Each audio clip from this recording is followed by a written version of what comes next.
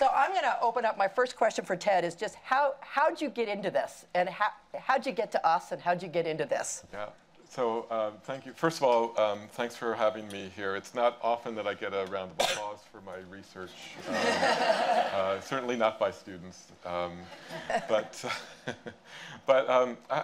was thinking independently about how I got into this in the last few days before arriving, and it's sort of been a long journey. And I don't want to tell you a really long story, but in the report, I slipped in this homage to the 1980 USDA report on organic. And one of the reasons, that's been a very meaningful report for me for a couple of reasons. One, one of the lead authors of that report, Garth Youngberg, was a guy that gave me my first job while I was in grad school.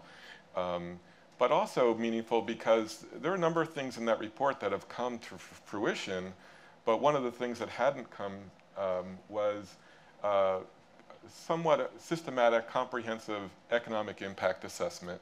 And I was feeling, had this lingering over many years of doing some work on organic. I had this lingering thought that, my colleagues and I have kind of failed on this challenge to do sort of a rigorous economic impact study of organic. And so I tried to do something similar to this years ago with some survey data, and it didn't quite work out, and it just sort of finally came. I had a graduate student, Julia Maristiano, who's a co-author on a number of papers with me, and together we sort of systematically plotted this course, and we were sort of surprised that it turned out like it did, in the sense that, well, I know that people in this room probably expected these results, but as I like to think of myself as a rigorous data person, that it doesn't always turn out the way you think. So it's always a little bit of a surprise when it does. So now, and then a couple years ago, I was at a Penn State little conference where some faculty, small number of faculty that were doing organic research, got to share some of our research, and I presented. At the time, it was very preliminary and ongoing, and Laura was in the audience for that little conference, and we got hooked up and interested in a number of things. So it's been a nice partnership for me, because I get immersed in the data, and sometimes I forget about what else is going on in this arena. And Laura, has her finger on the pulse of this room and everywhere else. So it's been a great collaboration. Thanks, Ted. So just so folks, ground us in back end of how we got there, because you're going to be hitting the hill with these white papers and this data. So we've got a great relationship with Ted and Penn State University. He's done 3 papers. 2 have been published, 1 submitted for publication, the 3rd? Right, on this hotspot topic. On this topic. The trade association, the industry did not provide funding to Ted at Penn State for those papers?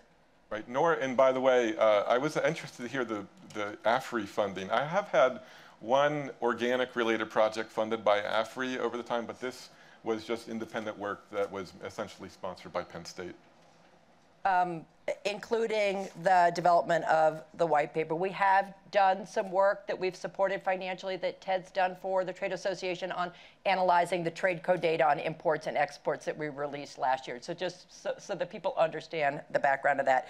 So the first question, people go, those numbers are amazing. And as you said, as economists, you're still surprised, because when you apply the rigor, does the assumption hold up? And I was having dinner with my daughter last week, who is a young budding economic analyst working at a firm here in Washington. As I'm chatting with her about it, she goes, well, Mom, how do you know that it's just not because rich people live near where there's organic businesses? Right, So how do we know, Ted? Right. And I got the same question from my wife a couple days earlier when you're trying to make a causal claim here, aren't you? And I said, yes, I am.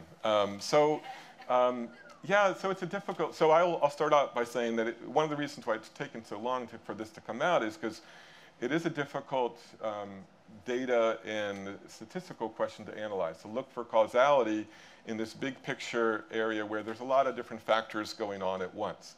And so it's definitely a thorny issue. What I've done, along with my colleagues, is try to take the data that we have, and this data are coming from public sources like the NOP Directory of Operations and other US Census and Census of Ag stuff. Take all that data, first identify these hotspots using spatial statistic means. There's no causality there, that's just a statistical concept. But when it comes to the causality, we're trying to take all this data and turn it into what economists or other people would call a quasi-experiment. So we're trying to move it from as it sits in the data to something that more closely resembles a medical drug trial, a randomized experiment where you separate some people who get the treatment with some people who don't, and that's just completely random. So if they get the treatment, because everything else is randomized, you can see causality. Well, what we do, well, we can't construct an experiment like that when it comes to this data, but we can try to convert the data to something that most closely resembles that randomized experiment.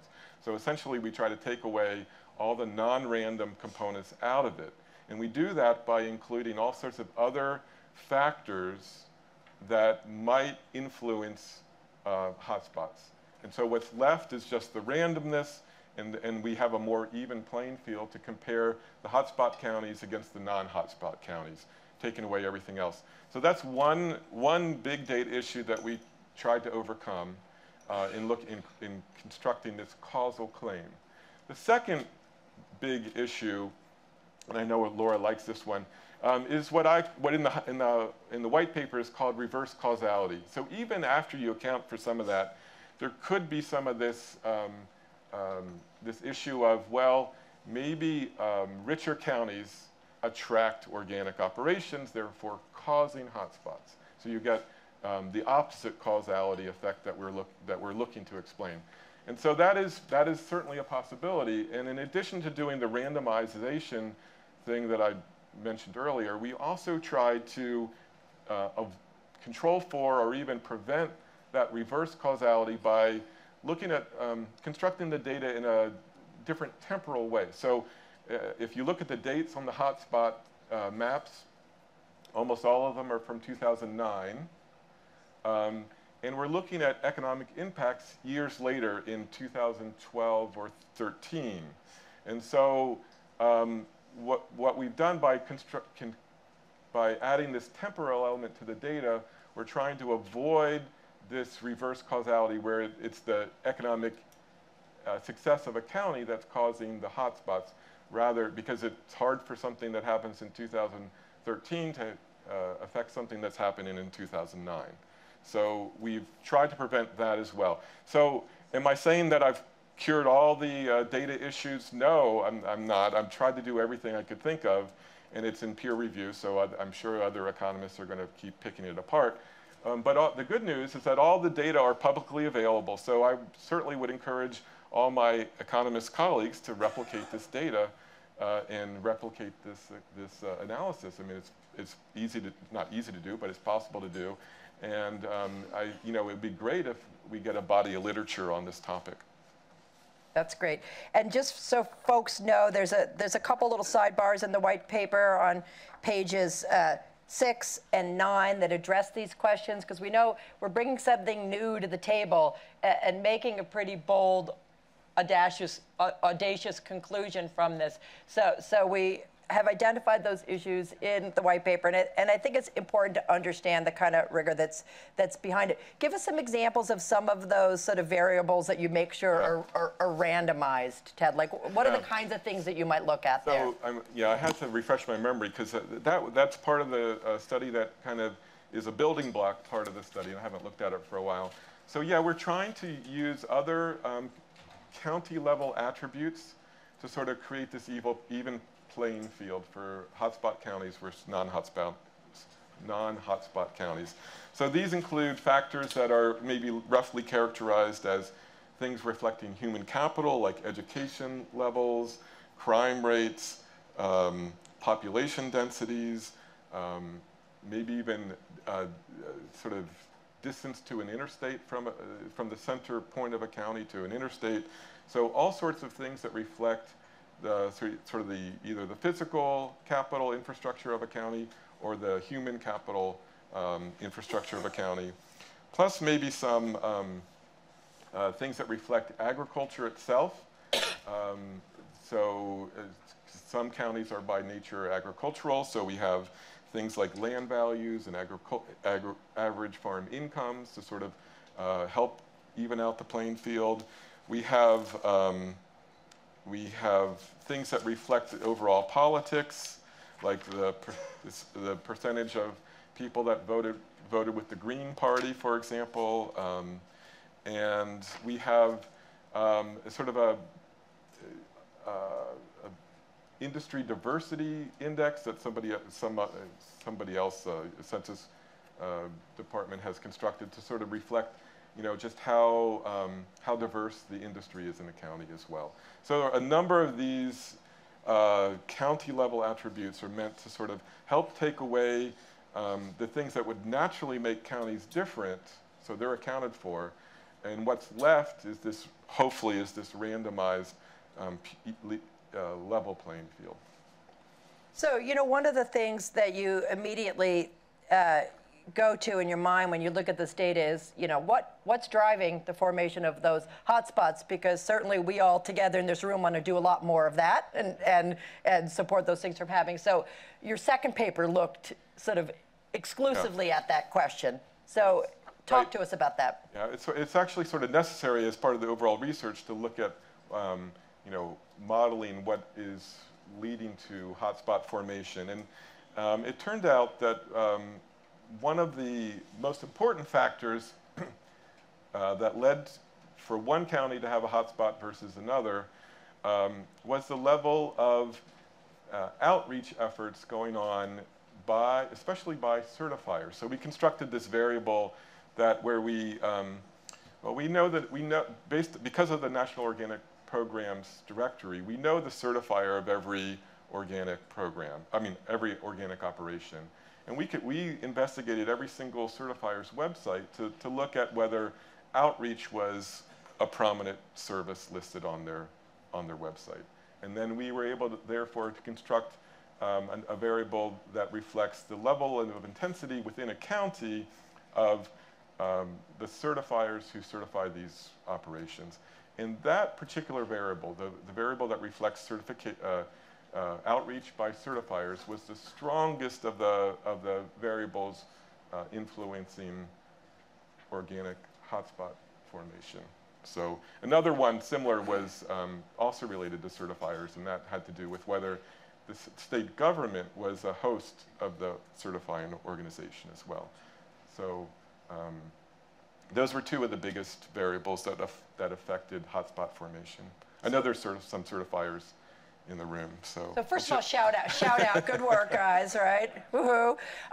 We took a step back from that and had a lot of conversations with Ted and amongst ourselves. And so think about the history of how organic has developed. So for me, the big piece of that is knowledge transfer and outreach services and the importance that plays in the development of the hotspots. Like a lot of the ways we've developed, we're a homegrown industry, and we did not have a fully robust system at the Department of Agriculture to deliver these services through the plumbing that they had established through FSA, through county extension, through state governments. And like most things in organic, we've developed our own kind of standalone systems to get us going. So, there's an acknowledgement that has played a significant role in our ability to deliver those types of services down to the local level. I think one of the important things is and not to diminish that work, but we have to take a step back and look at how do we create robust systems to deliver those services going forward. And one of the things that I think is most interesting in your comparison of where the all ag hotspots are versus the organic hotspots is they're not in the same places. So it's not, I think, going to be as simple as arming the existing infrastructure with information in pamphlets because that plumbing may not be going to where we need the plumbing to go to, if you're following me. So our geography is a little different. Knowledge transfer and outreach services are going to be incredibly important. We need to find those mechanisms to sort of potentiate that. And also really exciting about looking at the role that states play in this. And also, by extension, you're going to start looking at county policies as well. So it creates an opportunity for us to be smarter in how we look at things outside of national federal policy that supports organic, and look at our states and our county level policies that support organic. So, you know, before we go to back to the policy implications, talk to us a little bit about the outliers. That was hard for me to get my head. So what are they, and then what are the implications for them? So going back to the geography and the what I'm calling the spatial statistics of the hotspot maps, we're able to identify the hotspot counties, but the definition of a hotspot county depends not just on the county itself, but on its neighbors.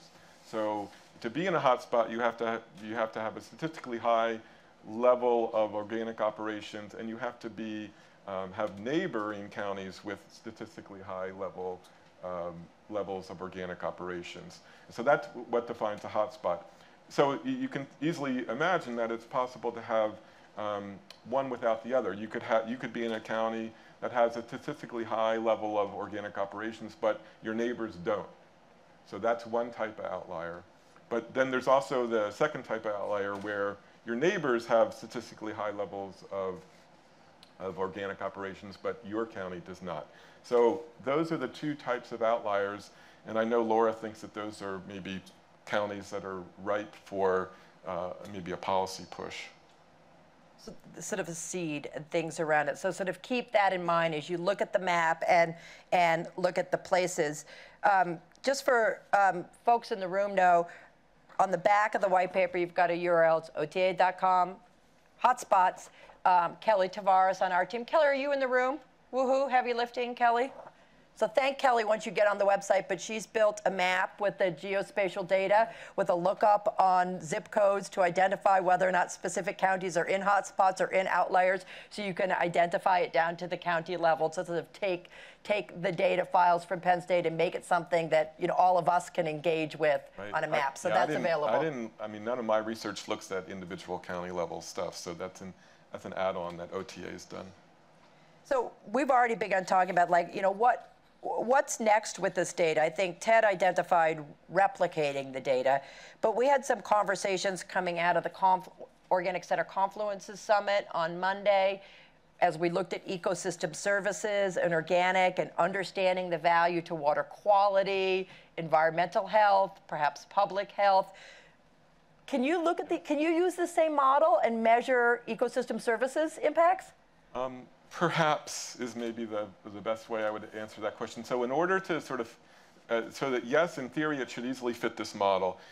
However, to make it fit really well, you would need a county level measurement for some version of the ecosystem services that you might be interested in. So, because all the data have the same scale, and that's a county at the moment. So if there are good data series, county level on either environmental quality or water quality or other measures of that nature, it could easily work its way into this same kind of treatment effects model where we look at the impact of a hotspot on all else equal on this other indicator. So yeah, that's one way of taking this model and moving it forward. Great. Let's take a minute and see. Do we have questions in the room? Comments, questions? Let's take a little time for that, I think.